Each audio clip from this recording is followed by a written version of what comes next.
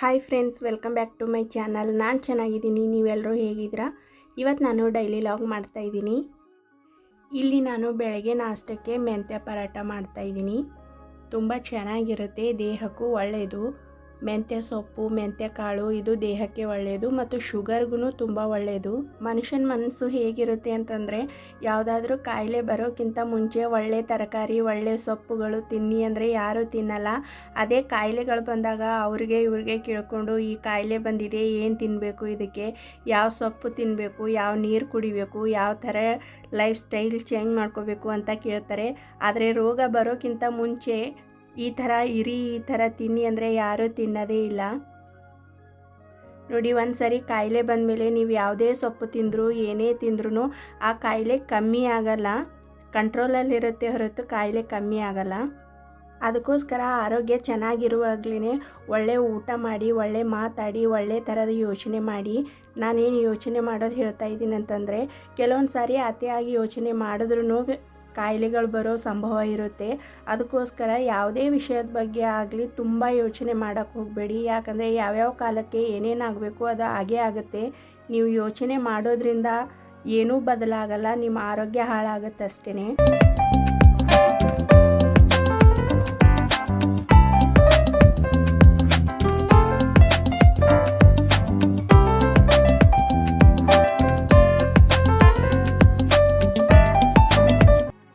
ಬೆಳಗ್ಗೆ ನಾಷ್ಟ ರೆಡಿ ಮಾಡಿದ್ಮೇಲೆ ಅಚ್ಚುಗೂ ನಾಷ್ಟ ತಿನ್ನಿಸ್ದೆ. ನಾವು ಏನು ಅಡುಗೆ ಮಾಡ್ತೀವೋ ಅದನ್ನೇ ನಾನು ಅಚ್ಚುಗೂ ತಿನ್ನಿಸೋದು. ಅವಳು ತಿನ್ನಲ್ಲ ಅಂತಂದರೆ ಕೈಕಾಲೆಲ್ಲ ಒತ್ತಿ ಹಿಡಿದು ತಿನ್ನಿಸೋದು ಮಾಡಲ್ಲ. ಅವಳು ಇಷ್ಟಪಟ್ಟು 2 ತುತ್ತು ತಿಂದರೂ ಸಾಕು. ಅವಳಿಗೆ ನಾಷ್ಟ ತಿನ್ನಿಸಿದ ಮೇಲೆ ನಾನು ನಾಷ್ಟ ಮಾಡಿದೆ. ಅದಾದಮೇಲೆ ಸ್ವಲ್ಪ ನಾಷ್ಟ ಮಾಡಿರೋ ಪಾತ್ರೆಗಳೆಲ್ಲ ತೊಳೆಯೋದಿತ್ತು. ಪಾತ್ರೆ ತೊಳೆದೆ, ಗ್ಯಾಸ್ ಕಟ್ಟಿ ಕ್ಲೀನ್ ಮಾಡೋದಿತ್ತು. ಗ್ಯಾಸ್ ಕಟ್ಟಿ ಕ್ಲೀನ್ ಮಾಡಿದೆ. ಇಲ್ಲಿ ನಾನು ಮೂಲಂಗಿ ಸಾಂಬಾರು ಮಾಡೋಣ ಅಂತ ಮೂಲಂಗಿ ಕಟ್ ಮಾಡ್ತಾಯಿದ್ದೀನಿ. ಬೆಳಗ್ಗೆ ಆದ ತಕ್ಷಣ ಒಂದು ಸಾರಿ ಕೆಲಸ ಮಾಡೋಕ್ಕೆ ಅಂತ ನಿಂತ್ಕೊಂಡ್ರೆ, ಗೇಟ್ ಹೊರಗಡೆ ನೀರು ಹಾಕೋಕ್ಕಂತ ಹೋದರೆ, ಕಸ ಗುಡ್ಸೋಕೆ ಹೋದರೆ ಟೈಮ್ ಹೇಗೆ ಹೋಗುತ್ತೋ ಅಂತ ಗೊತ್ತೇ ಆಗಲ್ಲ. ಬೆಳಗ್ಗೆ ಎದ್ದೇಳೋದು, ಕಸ ಗುಡಿಸೋದು, ಗೇಟ್ಗೆಲ್ಲ ನೀರು ಹಾಕೋದು, ರಂಗೋಲಿ ಹಾಕೋದು, ಮನೆ ಒಳಗಡೆ ಬಂದು ಕಸ ಗುಡಿಸೋದು, ದೇವ್ರ ಪೂಜೆ ಮಾಡೋದು, ಪಾಪುನ ಸಂಭಾಳಿಸೋದು, ಬೆಳಗ್ಗೆ ನಾಷ್ಟ ಮಾಡೋದು, ಮಧ್ಯಾಹ್ನದ ಅಡುಗೆ ಮಾಡೋದು. ಮನೇಲಿದ್ದವ್ರಿಗೂ ಕೆಲಸ ಇದ್ದೇ ಇರುತ್ತೆ, ಕೆಲಸ ಇರಲ್ಲ ಅನ್ಕೋಬೇಡಿ.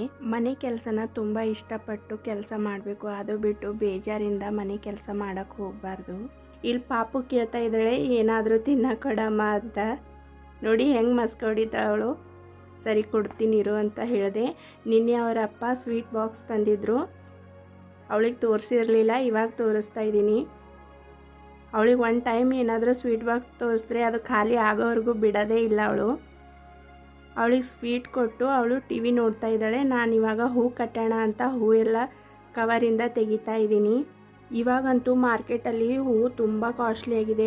100 ರೂಪಾಯಿಗೆ 1 ಮೊಳ ಅಂತೆ ಕನಕಾಂಬರ ಹೂವು. ಅದಕ್ಕೋಸ್ಕರ ಬಿಡಿಸಿರೋ ಹೂವೇ ತಂದು ನಾನು ಮನೆಯಲ್ಲಿ ಕಟ್ತಾಯಿದ್ದೀನಿ. ಹಾಗೆಯೇ ಮನೆಯಲ್ಲಿ ದೋಸೆ ಇಡ್ಲಿ ಮಾಡೋ ಅಕ್ಕಿ ಖಾಲಿಯಾಗಿತ್ತು, ಅದನ್ನು ತರಿಸಿದ್ದೀನಿ. ಮತ್ತು ಬೇಳೆ ಖಾಲಿಯಾಗಿತ್ತು, ಬೇಳೆನೂ ತರಿಸಿದ್ದೀನಿ. ನೋಡಿ, ಇದು ರೇಷನ್ ಅಕ್ಕಿನೇ ಪಾಲಿಷ್ ಮಾಡಿರೋದಿರುತ್ತೆ. ಇವತ್ತಿನ ವಿಡಿಯೋ ಇಷ್ಟೇ ಸ್ನೇಹಿತರೆ. ನನ್ನ ವಿಡಿಯೋ ನಿಮ್ಗೆ ಇಷ್ಟ ಆದರೆ ದಯವಿಟ್ಟು ಲೈಕ್, ಶೇರ್, ಕಮೆಂಟ್ ಮಾಡೋದನ್ನು ಮರಿಬೇಡಿ.